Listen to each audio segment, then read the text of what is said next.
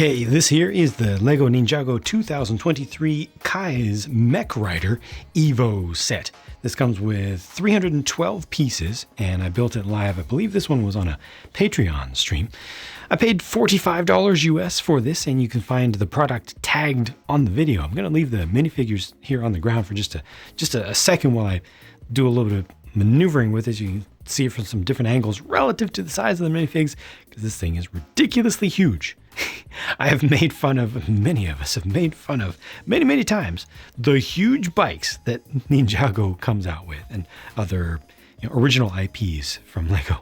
Huge bikes with just a single rider on there and not much that really happens with them. This just takes it to a whole nother level by making it not a bike for a single minifig, but rather a bike for a mech for a single minifig. I will show you the mech by itself dismounted in a couple minutes. These tires are large, and thankfully they have a nice square profile, so the whole thing is able to stand up on its own pretty easily. Like, it doesn't have to be perfect, it's not about to fall over. Although if it did, they've got little cheaters on the side, little CVD joint pieces from Technic, so it's not able to fall over all the way. It's just able to go into a lean, which is actually really useful. You want to be able to put it into a leaning pose if possible. It just makes it look cooler. It's got a huge radiator here in the front. It does use some stickers. Do start to notice the difference between what is bike here and what is mech. I'm actually going to remove the mech, which is attached nicely. It's not going to fall off because it has clips down at the base of it. Actually able to connect. Well, the seat has clips, and then there's a bar at the base of the mech. You got a kind of a nice looking seat there itself. It looks kind of padded. And there's a console there, a couple of tassels on the handlebars. Handlebars don't look particularly good. You can connect things. You can do a little bit of rearrangement with the mech to connect things to the ends here, but those aren't really necessary because the connection is right here. That's all you need. And then you can pose the mech arms however you want. Yeah, you've got some engine detail in here, but the forks, the horizontal forks are, it's not really a swing arm at this point, right? It doesn't move. So I'm just going to call them forks. They don't have much detail to them themselves, but just a little bit added to the outside helps. So it doesn't look too bad. This is actually not that complex of a build. It's sturdy, but there's not all that much to it, honestly. You can bring these out. Oops, that's not what I intended to do. You can see that they're on joints. There we go. I intended to do that. So you can make a little bit of differential exhaust flame if you want, but it doesn't really do that much. Also, this is an Evo set, keep in mind. So the idea is that you, or a younger kid who's a little bit more impatient, would start to build it and then be able to play with it and then come back later and add some more to it. But the only stuff that gets added to it is just like these, just little stuff around the edges. The Evo system doesn't really do its job, I'd say, with this set. The mech is one of those that's designed to be a good toy. Easy to play with, low frustration, quick to put together. And thus, it's one of those that doesn't have any articulation in the elbows or in the knees, and thus, it's one of those that teens and adults like to hate on because it doesn't have working knees or elbows. But it's not made for teens or adults, so why hate? Dislike? Fine. Prefer something more advanced? Absolutely. But hate on these? No, because you know what? This is a great toy.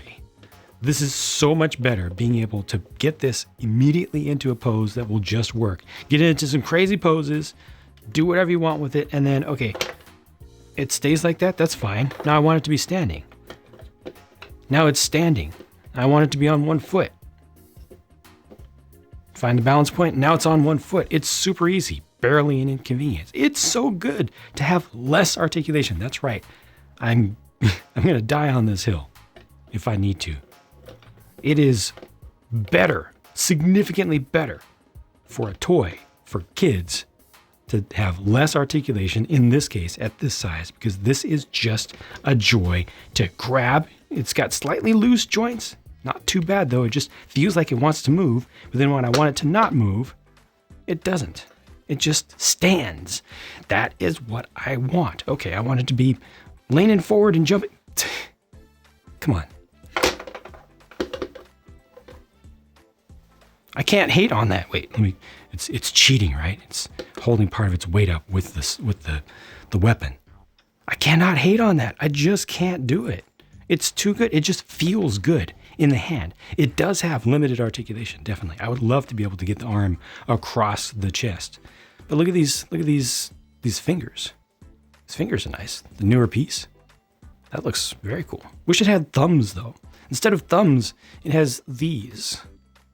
So you can see that if you reorient that, you can attach that to the handlebar, or you can just attach this large old weapon over here. That's convenient. Put the fingers around it.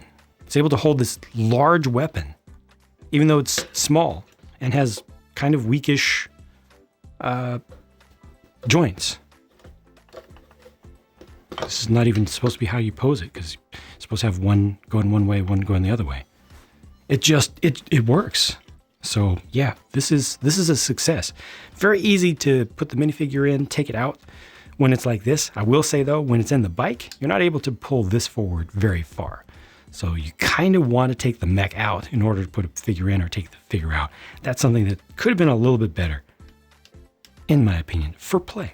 The Ninja minifigs are Kai and Nia. Nice high contrast between them with the color schemes. No sheath, no scabbard, unfortunately, for Kai is included in this case. I understand that a little bit, given that it's so much easier to put him into the mech when he doesn't have extra armor pieces on, and that's something that is a little bit of a frustration with some frequency, especially with Ninjago stuff. When they have all the extra stuff on, they're difficult to put into their vehicles, and then where do you put the weapon? Thankfully, the mech does have clips to put the weapons on. A couple of them. There are several places around this, around both the mech and the bike, where you can attach katanas. The prints on these look really good to me, but it would have been nice just as an option to include a couple of things. One, armor piece or scabbard, sheath for Kai, and also some hair pieces, because we only get these. On the bad guy side, we get the Bone King and either a Bone Hunter or the Bone Hunter. I've shown these figures a number of times now. They don't change from one set to the next. One thing I only just realized that fans always, well, very frequently complain, Ninjago has lost its way. I wish they would go back to the realistic days of like skeletons and stone monsters. Well, they did exactly that. Huh. Well, you know, they listen to their fans.